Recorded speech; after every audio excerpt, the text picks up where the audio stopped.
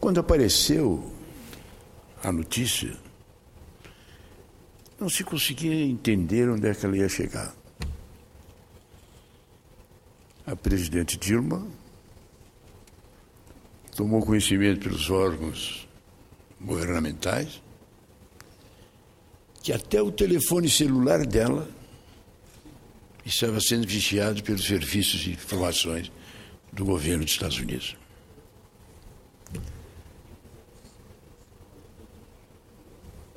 Que a Petrobras, que inclusive às vésperas da decisão mais importante que ela tomou desde a sua criação, estava sendo investigada pelo Serviço Secreto americano. Isso causou um impacto. A presidente, agindo muito bem, suspendeu uma viagem que ela faria como convidada aos Estados Unidos, agora, no mês de outubro. Mas eis que, de repente, aquilo que era uma interrogação, mas por que os Estados Unidos estão investigando o Brasil? Por que o Serviço Secreto americano está investigando até o celular particular da presidente? De repente as notícias vão se somando. O mesmo está acontecendo com o governo do México. O mesmo está acontecendo com o governo da França. O mesmo estava acontecendo com o governo da Alemanha. E nesses 2 últimos dias, uma reunião da Comunidade Europeia com todos os líderes, presidentes ou primeiro-ministro das nações, por unanimidade,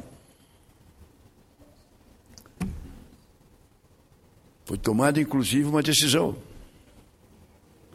que nessa questão não bastava apenas fazer um protesto ou coisa parecida. Que a comunidade europeia e o mundo tinham que tomar providências na ordem técnica de se contrapor ao que os Estados Unidos estavam fazendo e ver como responderiam a isto.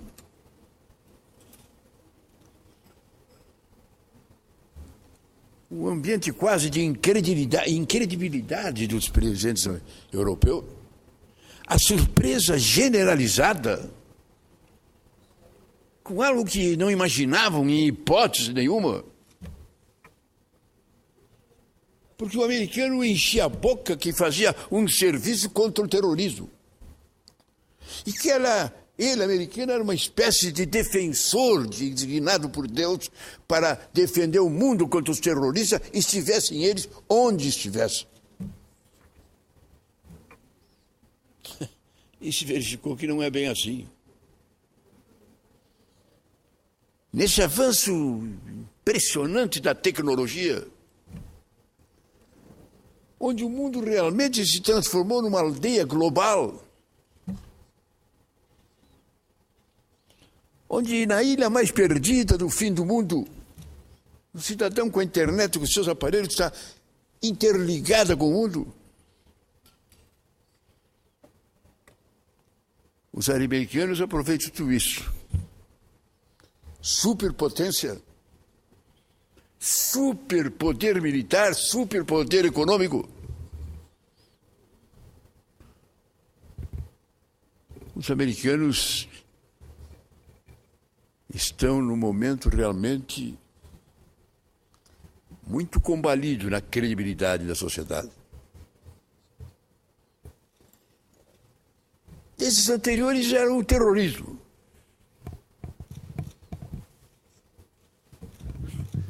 Como se lá no Iraque, no Irã, no mundo árabe, não se viu que a luta sempre ali foi por impor, como impõe o comando no preço do petróleo. Que eles dirigem e botam e tiram o governo conforme os seus interesses. Mas, na verdade, esse terrorismo existe. Mas daí, ao americano se aproveitar e fazer o que está fazendo, sinceramente. Eu vim a essa tribuna, tempos atrás, saudar com uma profunda emoção a vitória do senhor Obama. A sua campanha para presidente foi realmente notável. Avançou no tempo e no espaço, se contrapondo ao governo do senhor Bush, que tinha reprovação praticamente mundial, principalmente com as intervenções no mundo árabe. Quando ficou sabendo que interviram, mataram o presidente, destruíram o país, que ele estaria fabricando armas químicas, e depois foi provado. O embaixador brasileiro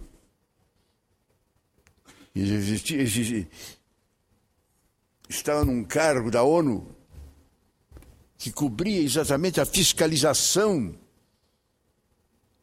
e a inspeção de existência de armas químicas, tinha se proposto a fazer a intervenção. E tinha dito que não existiam armas químicas. Que não tinha. O americano, num ato de humilhação, fez reunir-se o Conselho da Entidade, num regime de férias, pagou passagem para todos os membros para irem lá e demitirem o presidente brasileiro. E fizeram a intervenção. E provado está que não tinha armas químicas por parte do governo. Mas agora, nesse momento e nessa hora, a questão ganha um contexto totalmente diferente. Não é o mundo árabe. Não se fala mais no perigo do comunismo. Cuba, inclusive, ontem o presidente cubano deu novas determinações que diz abertamente, abrindo as portas para o entendimento com os países capitalistas do mundo inteiro. A Rússia, inclusive junto com a China, os dois se uniram e evitaram que o americano, porque o presidente americano já tinha decidido que ia intervir na Síria, ia bombardear a China, independente da ONU, contra a decisão da ONU, independente do Conselho de Segurança da ONU. Isso o senhor Obama determinou, afirmou. Que parece mentira. O presidente da Rússia, junto com o governo chinês, é que acalmaram o Obama e fizeram um entendimento com a Síria, aceito pela ONU. E o Obama recuou. E o assunto foi superado. Então não tem mais problema no mundo hoje, porque é o comunismo, o perigo do comunismo, aqui ou acolá.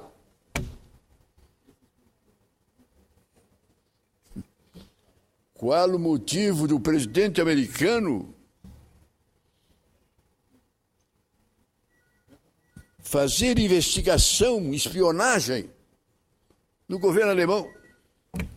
Como diz a primeira-ministra recém-reconduzida, são os amigos há tantas décadas. É verdade que já foram inimigos dos Estados Unidos há não tanto tempo atrás. Mas justiça seja feita. Há muito tempo que o governo da Alemanha é a grande responsável pela integração do mercado comum europeu, e ela, com o marco dela e com a posição dela, a Alemanha, ao contrário da Inglaterra, que é a vaquinha de presépio que só diz amém aos Estados Unidos, e por isso a credibilidade da Inglaterra no mundo europeu, no mundo europeu e no mundo em geral é praticamente quase zero. A França não. A Alemanha não. São países que têm independência e querem um diálogo aberto na humanidade.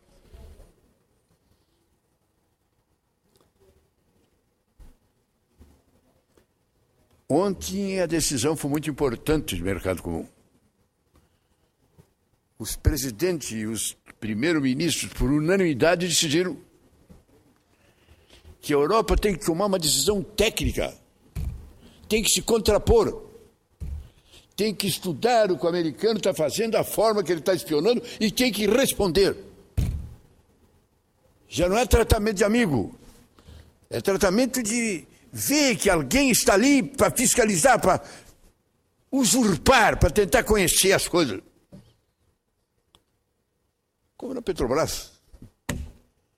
Na véspera de um leilão da maior importância, eles estão lá fiscalizando a Petrobras e todos os dados da Petrobras estão lá na mesa do governo americano. Olha, essa é uma decisão que eu nunca tinha visto ser tomada. Nunca a comunidade europeia tomou uma medida dessa natureza contra a Rússia, por exemplo, embora fosse adversária. Por unanimidade, vão unir as forças e vão somar tecnologia para responder a essa decisão americana de espionagem num número interminável de países. Vamos discutir esse ponto da espionagem. E vamos discutir outra questão também da maior importância. Os americanos estão utilizando de maneira exagerada o uso de mini-aviões não tripulados com um objetivo determinado. Tecnologia fantástica esta. Não morre ninguém. Aliás, o mundo inteiro assistiu quando o Obama e todo o alto comando dos Estados Unidos estavam sentados na frente de uma televisão. E a televisão mostrava no momento que um teleguiado desses foi lá e matou o presidente muçulmano que eles queriam matar. E mataram. Assistiram. Isso tem aumentado. E esses teleguiados que o americano envia para o Paquistão, para lá e para cá, tem matado militares, civis, crianças, um número interminável. Um instrumento, um avião, sem ninguém, sem um piloto, sem coisa nenhuma. Teleguiado lá dos Estados Unidos, vai.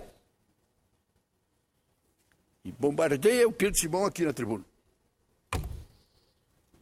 Pode morrer alguns em roda, mas não importa. Importa que aquele que era para matar, eles matam. Mas que democracia é essa pela qual lutam os Estados Unidos fazendo uma coisa dessa?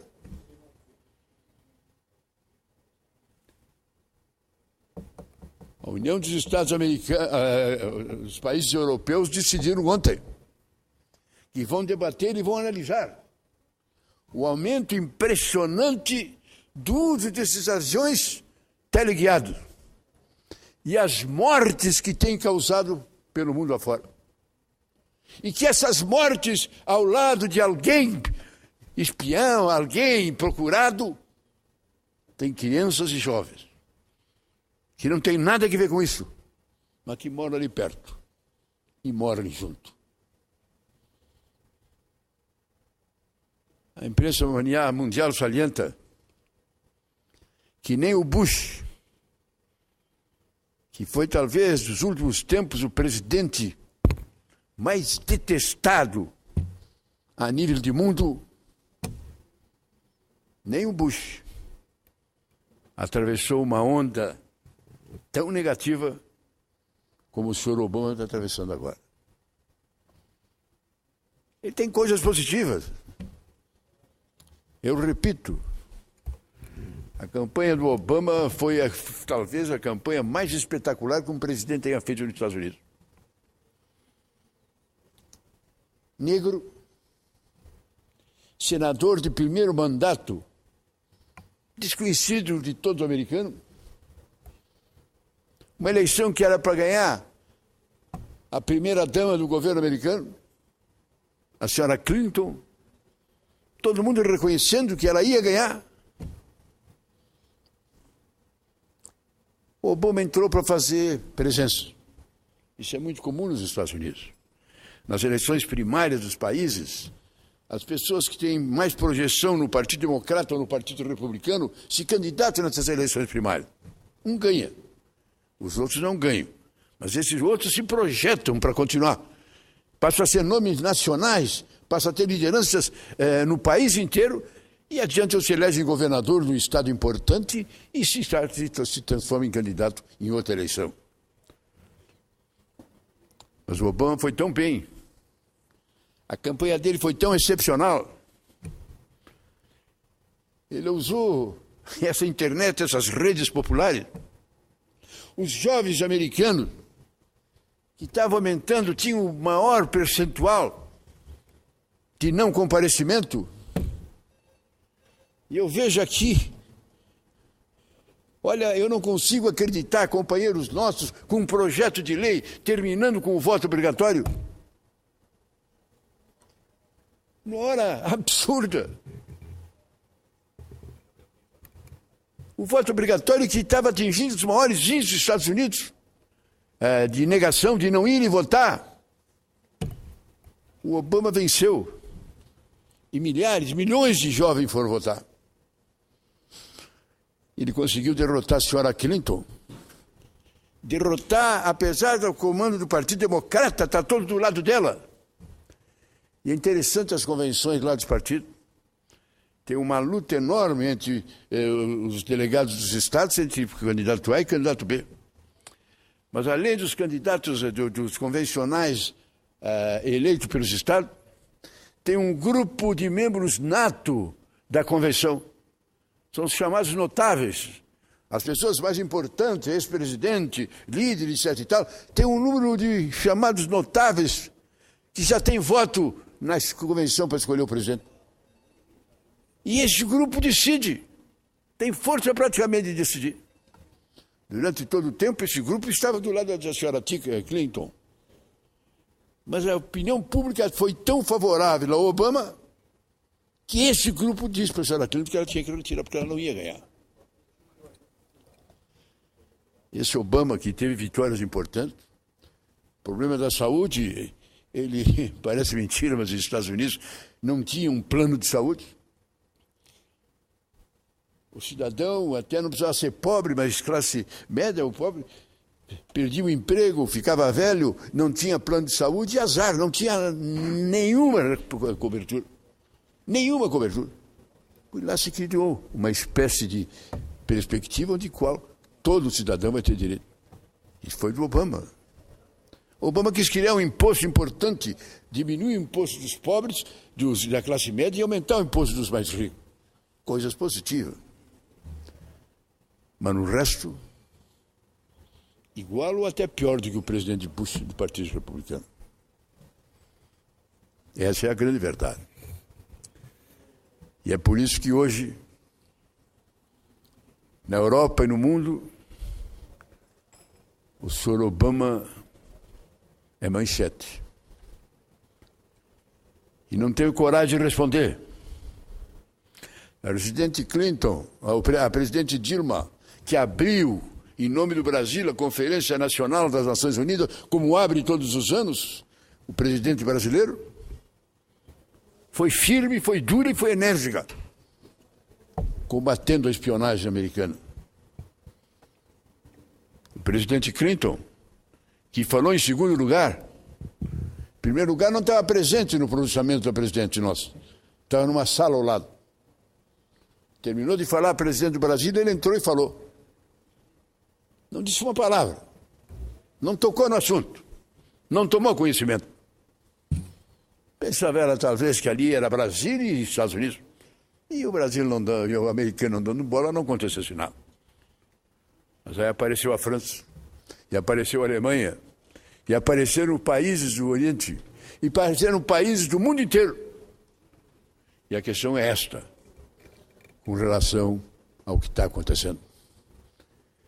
Por isso eu acho, senhor presidente, que aqui também no Brasil alguma coisa precisa ser feita. E alguma coisa, tenho certeza, haverá de ser feita. Às vezes eu fico impressionado porque a tecnologia avança com tanta rapidez. E o resto do mundo, de modo especial o Brasil, ele fica esperando a tecnologia aparece e depois que é distribuída, a gente vai lá e compra no atacado, uma coisa já é de todo mundo. Mas a hora é de criatividade. Absolutamente necessária criatividade. Por isso, a imprensa está considerando que a reunião dos países europeus, porque os senhores sabem, que nós sabemos, é claro, que os europeus conseguiram criar uma espécie de confederação de repúblicas que formam uma entidade, que é a União Europeia.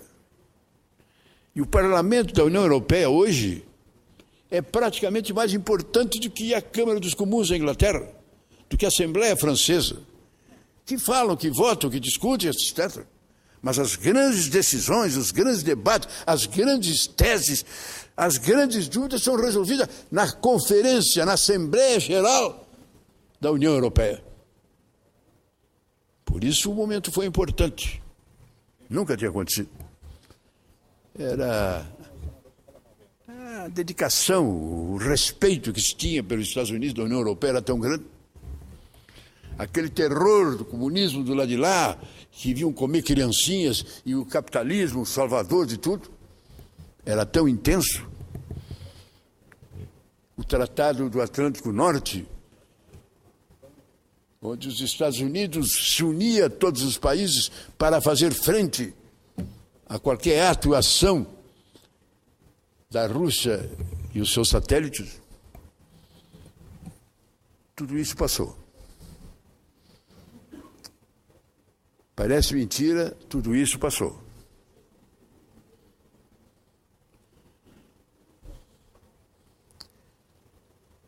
O que está hoje levando interrogações no mundo se chama Estados Unidos. A China tem problema com Taiwan. A China livre, as ilhas, quando Chiang Kai-shek perdeu o governo, foi derrotado nos Estados Unidos, na China, ele foi lá para a ilha de Taiwan e criou a China nacionalista, que até hoje os chineses consideram como uma unidade rebelde, mas que pertence à China. Mas a convivência é normal. Estão ali, até agora, inclusive, estão debatendo, estão discutindo, estão quase que abrindo as relações comerciais. O Raul Castro, para mim até me surpreende, porque eu pensei que ele era apenas um irmão e mais nada do que isso, mas está mostrando que tem capacidade, que tem competência. Está abrindo as portas ao entendimento internacional. As empresas estão sendo criadas, as pessoas podem comprar, ter os seus imóveis, ter as suas casas, ter o seu dinheiro, podem viajar para o exterior. Está criando todas as condições para que os Estados Unidos terminem com essa maldição de há mais de 50 anos fechar as portas e está ali na expectativa de ver a morte de Cuba. O mundo inteiro, a ONU, todas as entidades já disseram, chega, levanta esse embargo e vamos fazer um entendimento. O Raul Castro demonstra que está nessa caminhada. Justiça seja feita. O americano é que não. Não tem um país que esteja apoiando, nenhum país da América Latina, nem da América Central, que esteja estimulando. Não, deve continuar o embargo. Aquela história de que a Cuba estava expandindo o comunismo para o resto do mundo, é piada. Acabou até lá nos Estados Unidos, em Cuba. É um passado, e lá se vão, repito, 50 anos. E não há jeito. Não há jeito porque ali na Flórida, os cubanos que fugiram na hora da Revolução estão lá. E são muito, e têm dinheiro. E na hora das eleições eles influenciam. E eles não admitem. Está mudando agora, pessoal. Porque os mais velhos já estão morrendo. E os filhos daqueles que não viveram aquela situação, que não têm aquele ódio, estão loucos de vontade de abrir as relações e de se unirem. Essa é a vontade que, inclusive, pesquisas têm sido feitas. Claro que alguns, os mais velhos, até por motivo de interesses os mais variados, têm interesse que isso continue. É por isso que eu acho muito positivo o que o companheiro Renan está fazendo aqui no Congresso, as chamadas reuniões temáticas. Acompanhei a de ontem e gostei demais. Eu não me lembro há muito tempo de um ministro da Fazenda chegar aqui, sentar às 10h30 e sair às 6 horas da tarde. E o senhor Manteiga ficou. Mérito e respeito a ele, nesse sentido.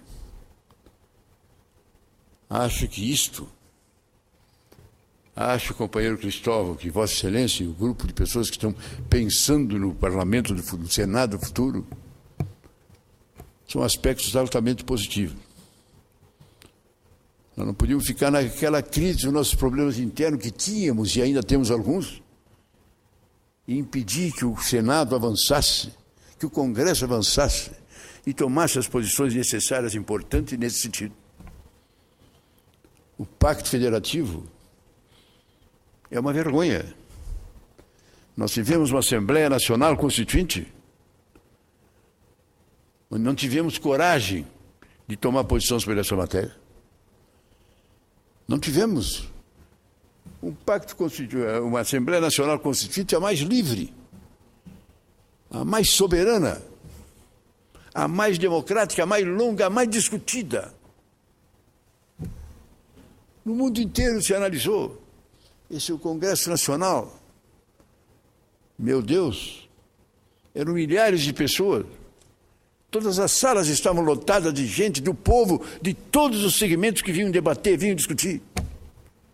Os ministros do Supremo entravam no plenário da Câmara para debater. Os generais do Exército também, os advogados da OAB também, os líderes sindicais também, os jovens da UNE também. Todos participaram do debate, da discussão. Infelizmente, as coisas não foram terminar como deveriam e poderiam ter terminado. A morte do Tancredo,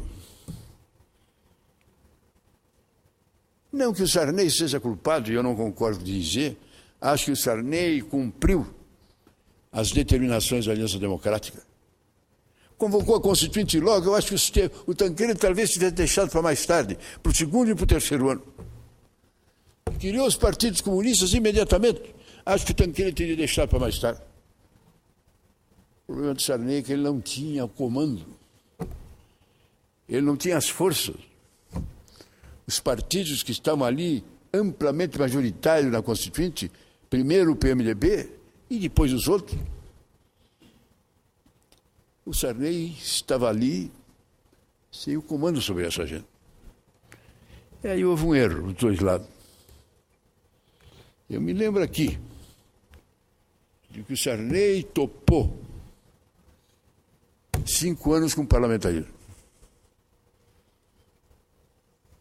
E ele diz, pergunte para ele hoje, ele diz que o Ulisses também concordou. E parece mentira, mas o nosso querido Covas não concordou. Ele queria 4 anos com parlamentarismo. A imprensa até hoje faz injustiça ao Sarney, dizendo que o Sarney abocanhou 1 ano. que toda a briga foi para ele ganhar mais um ano, de 4 para 5. Isso é mentira. A discussão dele foi para perder um ano e não 2. Ele concordava em diminuir de 6 para 5. E não queria aumentar de 5 para 6.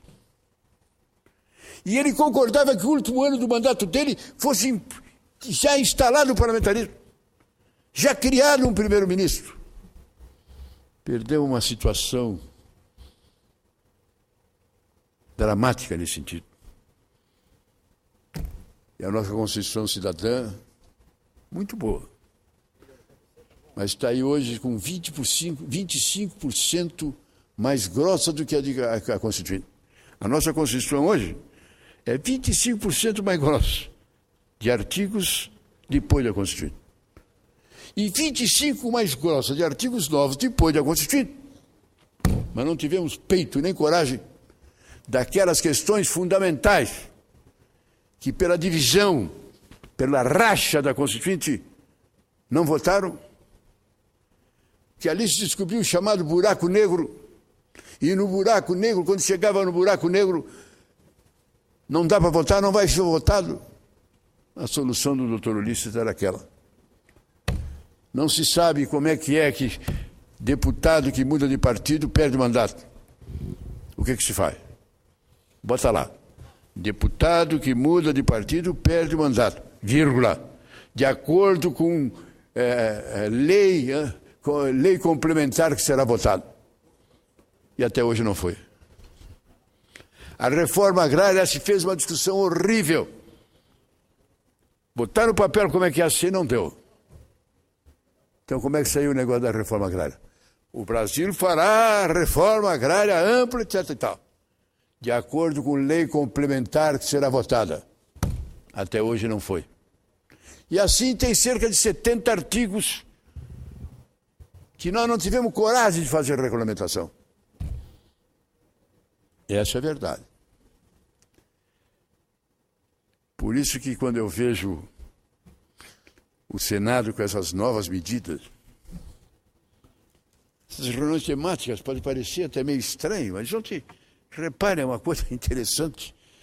Eu que discuto, que brigo e que critico com dureza o fato da gente sexta e segunda-feira praticamente não se reunir. E a Assembleia e o Congresso praticamente trabalha-se terça e quarta. Ontem me emocionei. Me emocionei quando a reunião começou às 10 da manhã e terminou às 3 da tarde. Uma reunião intermediária, tinha reunião às 3h30, começou a reunião ordinária, deliberativa. Mas das 10 às 3 horas, estava aqui o ministro da Fazenda, estavam aqui governadores de vários estados, estava aqui membros do parlamento, discutindo o Pacto Federativo. Eu saúdo isso. E eu, que sou um crítico duro, às vezes, de decisões do Congresso, eu saúdo, senhor presidente. Acho que foi uma decisão realmente importante. E se debateu realmente o que se devia. O negócio era continuar. Diz o ministro do Senado que Pacto Federativo, que o entendimento da distribuição dos impostos dos estados tem que ser um entendimento entre todos. Como é que vai haver esse entendimento entre todos se o governo não estiver no meio intervindo? Se o governo não coordena? São Paulo vai querer que os impostos serão cobrados por eles. O carro ele faz, manda, e o consumidor lá do Piauí paga o imposto para ele. E o Piauí vai dizer, São Paulo já faz o carro, já tem emprego, já tem a fábrica, já tem imposto de todas as naturezas. O Piauí só recebe o carro pronto, pelo menos que o ICM da venda do carro fique no Estado. Mas esse é um debate que nós temos que fazer. E esse não é um debate da Câmara, porque a Câmara representa o povo brasileiro. Esse é um debate do Senado, que nós representamos os estados da federação. E o pacto deve ser feito entre esses estados. Pois não, senador. Senador, sua fala permite diversas considerações. Eu vou ficar em apenas 3 dos aspectos. Primeiro, quando o senhor começou falando sobre o problema dos Estados Unidos ouvindo os dirigentes do mundo. Realmente, isso é uma agressão. Mas é uma agressão que deve ser feita há muito tempo e que agora se descobriu.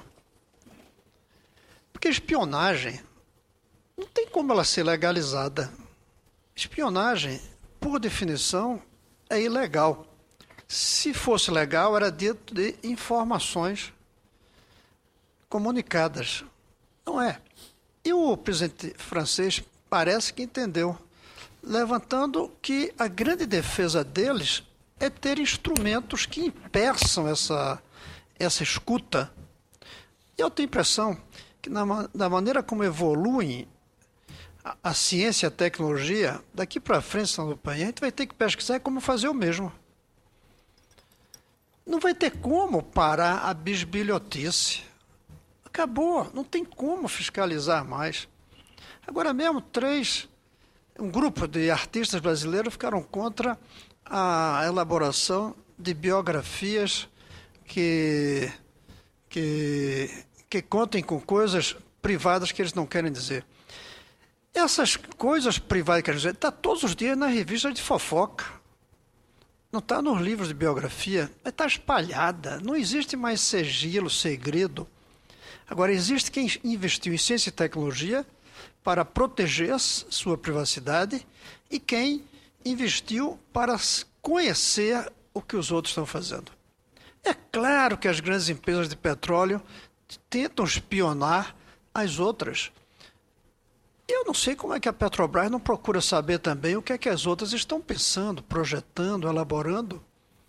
Quando pega a informação e copia um projeto patenteado, aí a lei permite que você puna.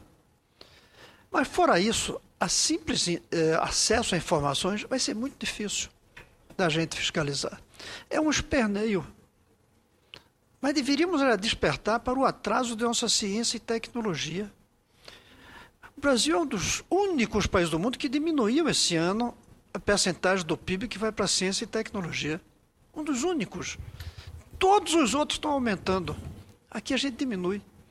E além de diminuir investimento direto em ciência e tecnologia, não faz o dever de casa na educação de base, que é a base, como o próprio nome diz, da ciência e da tecnologia. E na política externa ficamos fazendo esse esperneio. Quando deveríamos pensar é mais o longo prazo da nossa política externa. O Brasil vem se comprometendo com coisas, pagando um preço enorme para conseguir uma cadeira permanente no Conselho de Segurança da ONU. A Arábia Saudita recusou ser do Conselho, porque não agrega grande coisa e tem um ônus muito grande de você ser parte desse grupo de privilegiados que tem assento permanente, enquanto os outros têm mandato de 2 anos. Eu vou dar um exemplo.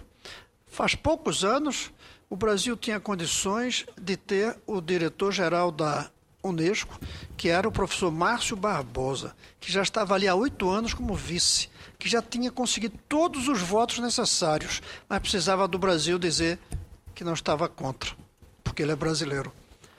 Disseram que estavam contra e indicaram um egípcio que foi preso com Mubarak por corrupto e que foi acusado de antissemitismo, porque ele, veja bem, candidato a diretor-geral da Unesco, com o voto e o apoio do Brasil, tinha dito que por ele queimava todos os livros de judeus que estivessem no Egito, quando ele era ministro da Cultura. O Brasil apoiou esse cidadão, esse senhor, e tirou a possibilidade de um brasileiro ser. Por quê? Porque queria o voto do Egito para ganhar a cadeira permanente do Egito e de outros países árabes. Faz pouco a gente perdoou dívida de ditadores africanos. Razão para ganhar o voto deles para conseguir uma cadeira permanente no Conselho de Segurança, que não agrega mais nada. Todos sabem que não agrega, até porque não tem o poder de veto. É apenas um voto permanente. Então nós estamos sem uma política externa clara. sem uma linha do que vai ser o Brasil no cenário mundial. E aí vamos falar com franqueza, o Lula tinha. O Lula com o Celso Amorim, eles tinham rumo. Veja aquele acordo que eles fizeram com a Turquia para ver como controlar o risco do Irã ter uma bomba atômica, que eles conseguiram um acordo que o Obama foi contra. O Obama agora está correndo atrás do prejuízo e está começando a ceder um acordo que é pior do que aquele. Porque o enriquecimento, o Irã ia permitir ser feito em outro país, um país neutro. Agora os americanos já estão chegando que é possível fazer o enriquecimento dentro do Irã, desde que há uma taxa que não permita desenvolver a bomba atômica, seja só para as pesquisas científicas e médicas. Aquele acordo teria sido ideal, foi uma conquista ousadíssima do Lula e do Celso Amorim, junto com o primeiro-ministro Erdogan da Turquia.